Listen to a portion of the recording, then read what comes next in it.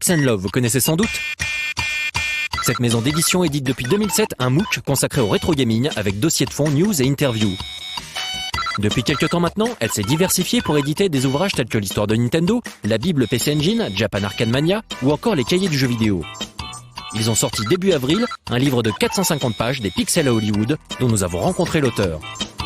Je m'appelle Alexis Blanchet, je suis chercheur à l'université, chercheur en études cinématographiques. J'enseigne à la fac de Nanterre en région parisienne.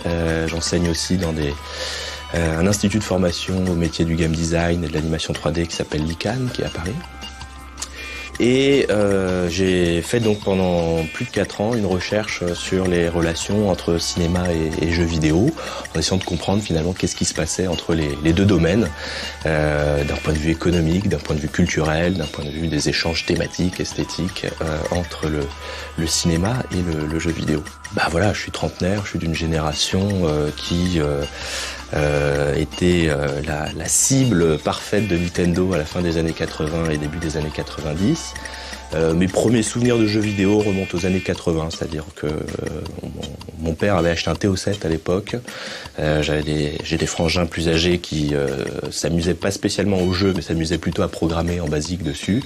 Et donc j'étais en fait le joueur test et le débugger de leur jeu, puisque eux recopiaient des pages de code, tu sais, ces pages de code qu'on trouvait dans les magazines d'informatique. Et puis moi après je jouais à ces jeux qui étaient souvent des petites applications assez simples. Voilà, type un peu shoot 'em up ou ce genre de choses.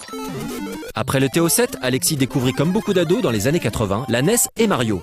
Il acheta même la Game Boy, en douce, sans l'accord de ses parents, pour pouvoir jouer à Zelda. Mais une fois arrivé au lycée, il abandonna un temps le jeu vidéo comme beaucoup d'autres pour se consacrer à d'autres choses.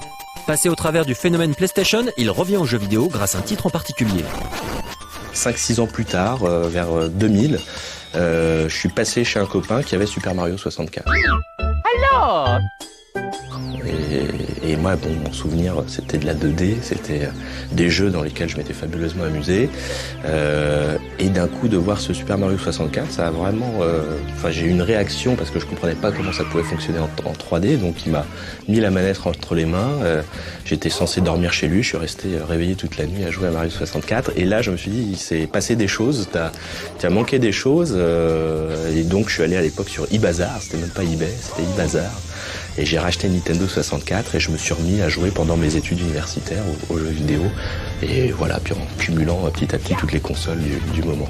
Donc le jeu vidéo, c'est ce divertissement d'enfant, de jeune ado que j'ai eu. C'est un rapport aussi particulier que j'avais aux images, je crois. Enfin, en y repensant et en discutant avec pas mal de gens de ma génération, j'ai l'impression que c'était des objets qui nous proposaient des images qui n'étaient qu'à nous d'une certaine façon, parce que les adultes s'en fichaient complètement, parce qu'elles étaient pas très belles à regarder sur des écrans monochromes de Game Boy ou même sur des consoles 8 bits.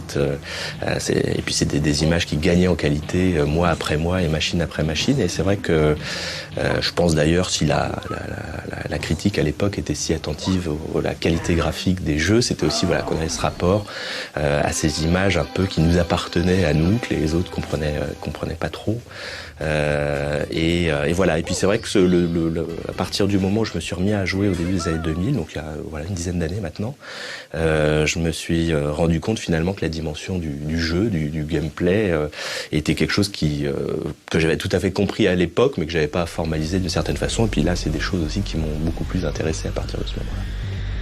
Il envisage ensuite de s'atteler à une thèse et si au départ il pense la consacrer au rapport des usagers du DVD au film en général, il change très vite d'avis. J'avais commencé à regarder un petit peu ce qui était écrit autour du jeu vidéo. J'avais vu quelques textes américains qui me semblaient assez intéressants. J'avais repéré quelques premiers textes français qui commençaient à être écrits sur le sujet. J'avais surtout vu une émulation assez importante au niveau d'Internet. Avec des sites comme Planète Jeux, avec des sites spécialisés qui étaient très amateurs à l'époque, mais qui commençaient un peu à discuter des jeux vidéo et puis qui qui passait un peu le pas au niveau des discours, c'est-à-dire qu'on n'en était plus seulement dans le guide de consommation, mais on était aussi à essayer de comprendre qu'est-ce qui se passe, pourquoi ça nous plaît, pourquoi tel jeu a commencé à faire des hiérarchies entre les jeux, etc. Donc je me suis rendu compte qu'il y avait une forme d'émulation, des textes moi qui m'intéressaient, dans lesquels je voyais des choses intéressantes, et je me suis dit mais il y a peut-être un sujet intéressant à creuser. Il décide donc de consacrer sa thèse aux jeux vidéo. Il lui fallut d'abord convaincre sa directrice de recherche, heureusement ouverte aux cultures populaires, qui l'oriente du fait de sa présence dans un département cinéma vers les liens unissant cinéma et jeux vidéo. Alors c'est vrai que dans un premier temps, moi cinéma et jeux vidéo, j'étais dans ces a priori très partagés par la communauté des gamers, qui est que c'est un mariage un peu bancal, que c'est pas forcément la relation la plus intéressante à observer quand on veut s'intéresser aux jeux vidéo. Moi, j'aurais été plus porté à travailler sur l'œuvre de Shigeru Miyamoto, d'essayer de comprendre pourquoi c'est un auteur, est-ce que c'est un auteur, etc. Peut-être des questions que j'explorerai plus tard. Mais donc, on est parti sur cette idée-là qu'il fallait être dans cette relation cinéma-jeu vidéo, ce qui était finalement pas mal, parce que comme moi j'arrivais avec quelques a priori, c'était assez bien d'un point de vue de chercheur pouvoir essayer de voir un peu d'où venaient ces a priori, pourquoi je les avais, puis essayer de les démonter un peu. Et puis ça permettait aussi d'avoir une forme de distance un peu par rapport à l'objet, et puis de pas être le fanboy qui a envie absolument de dire à la terre entière que le jeu vidéo est un domaine formidable, et donc d'avoir la bonne distance analytique, critique, pour pouvoir traiter d'un point de vue académique de cet objet-là. Mais le thème choisi n'a guère facilité à l'époque ses démarches dans le monde universitaire. Ça a été une recherche de 4-5 ans.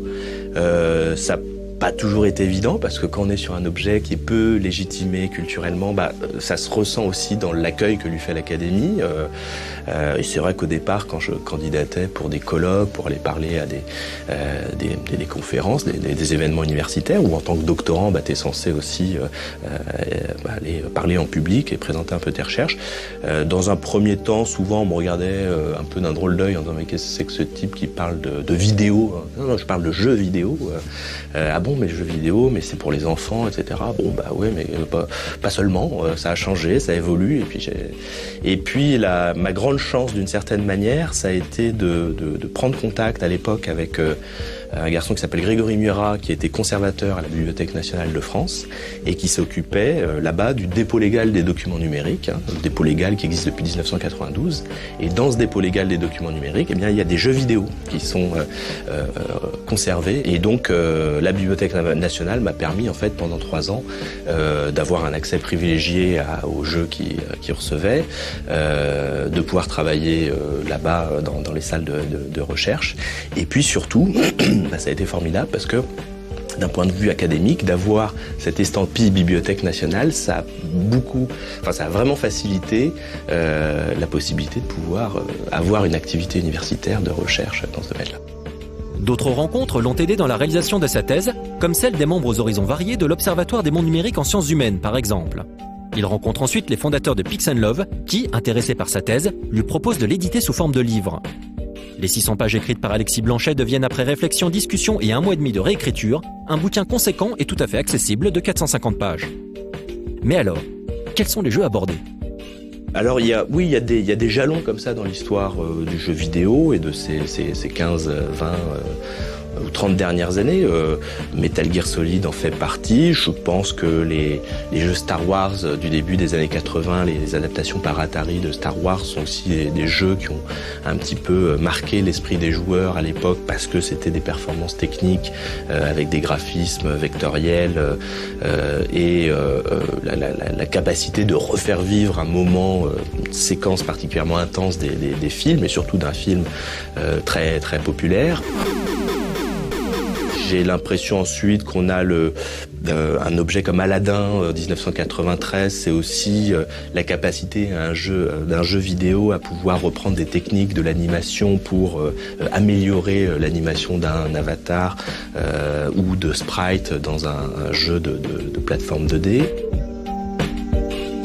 C'est sûr que les GTA, particulièrement Vice City, sont des jeux qui empruntent à Scarface, qui empruntent à de Flic à Miami, qui savent comme ça recycler et faire leur des imaginaires ou des images même qui sont celles d'un certain d'un certain cinéma hollywoodien.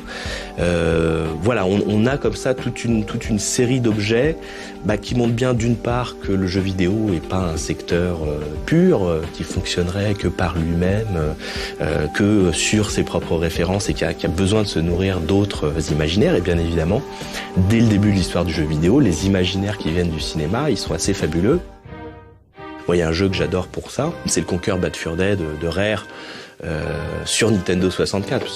Je crois que le vrai plaisir de jouer à Conquer Bad Fur Day, c'est d'être sur cette console familiale par excellence qui est la Nintendo 64 de Nintendo, et de voir que entre Range Mécanique, Il faut sauver le soldat Ryan, Matrix, enfin que les références cinématographiques abondent et qu'on est dans une logique de commentaire sur ces films-là qu'on va pasticher, sur lesquels on va ironiser d'une certaine manière. Donc là aussi, le jeu vidéo montre aussi toute la maturité acquise au fil des ans. Et voilà, si vous voulez vous procurer ce bouquin, il est disponible sur le site Pix & Love et dans les enseignes distribuant habituellement les ouvrages de cette maison d'édition, décidément pas comme les autres.